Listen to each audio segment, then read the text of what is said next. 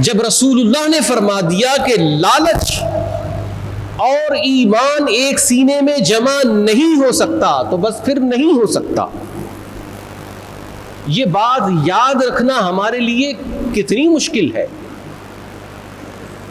لیکن ہم یہ دیکھتے ہیں کہ مجموعی طور پر ہم نے شروع سے اپنے بڑوں کو دیکھا ہے کہ وہ بھی اسی کوشش میں رہے اور دنیا سے چلے گئے کہ بیک وقت رحمان اور شیطان دونوں کو راضی کر لیا جائے.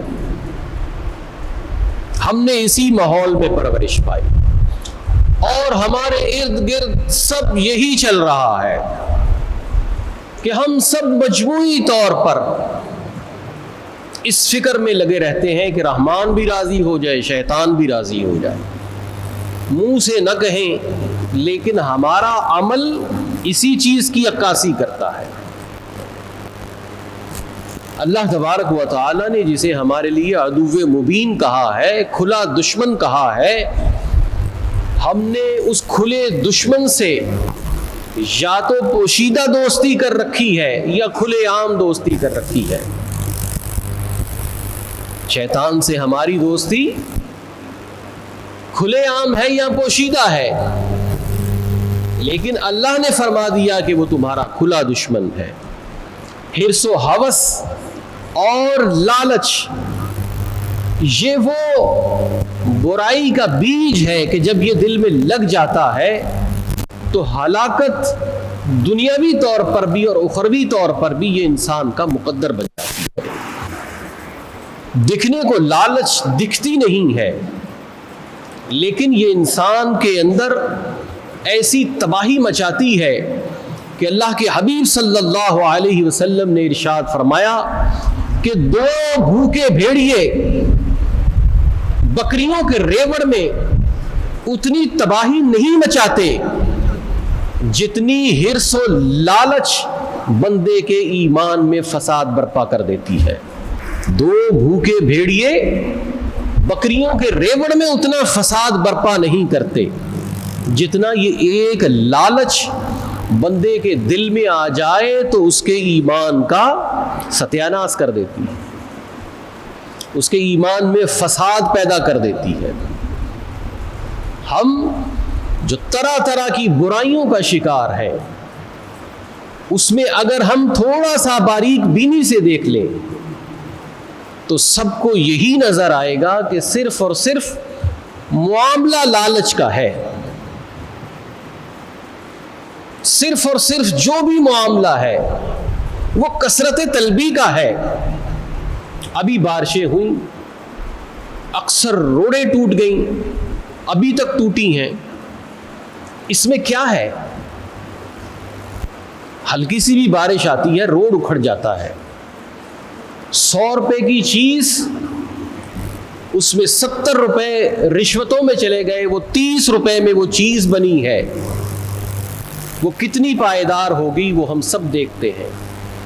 تو یہ جو سسٹم تخلیق ہوا ہے رشوت کا، یہ جو سسٹم تخلیق ہوا ہے دوسروں کا حق مارنے کا، اس میں بنیادی چیز کیا ہے کہ جس میں صدر سے لے کر ایک چپڑاسی تک انوالو ہے؟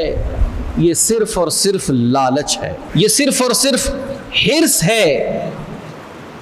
ہم یہ کہتے ہیں کہ ہم عظیم قوم بن جائیں، یہ مسئلہ ہم میں صرف ایک مسئلہ ہے، وہ کیا ہے؟ لالچ.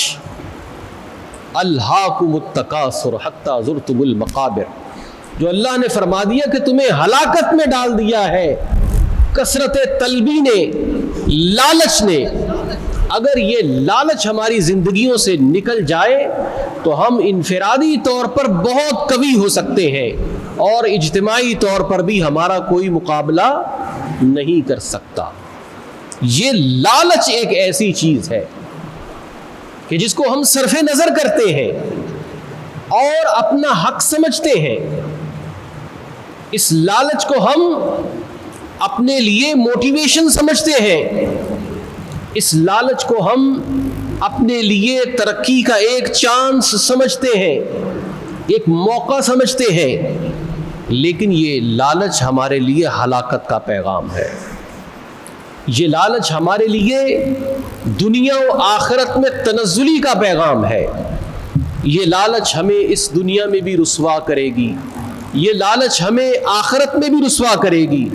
اگر کامیابی چاہنی ہے اور یہ بندہ چاہتا ہے کہ وہ دنیا و آخرت میں کامیاب ہو جائے, تو اسے اپنے دل کے اندر غنی, قلبی آسودگی, ان جذبوں کو پروان چڑھانا ہوگا.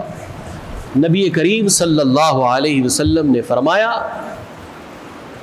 کہ غنا جو ہے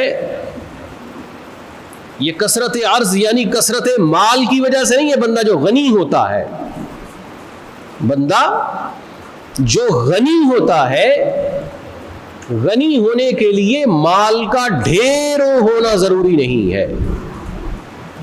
نبی کریم صلی اللہ علیہ وسلم نے فرمایا کہ قلبی استغنا, دل کی آسودگی, دل سے لالچ کا نکل جانا, یہ غنی ہونا ہے. کیونکہ اگر بندہ حرص و لالچ میں پڑا ہوا ہے, وہ محلات میں بھی رہتا ہے, تو تب بھی اس کے دل کے لالچ نے اسے فقر میں مبتلا کر رکھا ہے. وہ ادھر سے بھی لگا ہوا ہے, ادھر سے بھی لگا ہوا ہے, ہر جگہ سے وہ کھینچنے کے لیے لگا ہوا ہے. تو ہر جگہ جو بھکاری ہاتھ پھیلاتا ہے اس میں اور اس میں کوئی فرق نہیں ہے, دونوں سیم ہے. لیکن جس کے اندر قلبی آسودگی ہے, کیونکہ کسی بھی چیز کی قیمت وہ تو بندے کی طلب پر منحصر ہے. جب مجھے اس چیز کی ضرورت ہی نہیں تو یہ لاکھ میں ہو کروڑ میں ہو میرے لیے یہ بے معنی ہے. تو جو قلبی استغنا ہے اس کے لیے اپنی روح کی تربیت کرنا, اپنے مزاج کی نگہداشت کرنا, یہ ہم سب پر ضروری ہے. اللہ تبارک و تعالی ہمیں حرص و حوث سے نجات عطا فرمائے.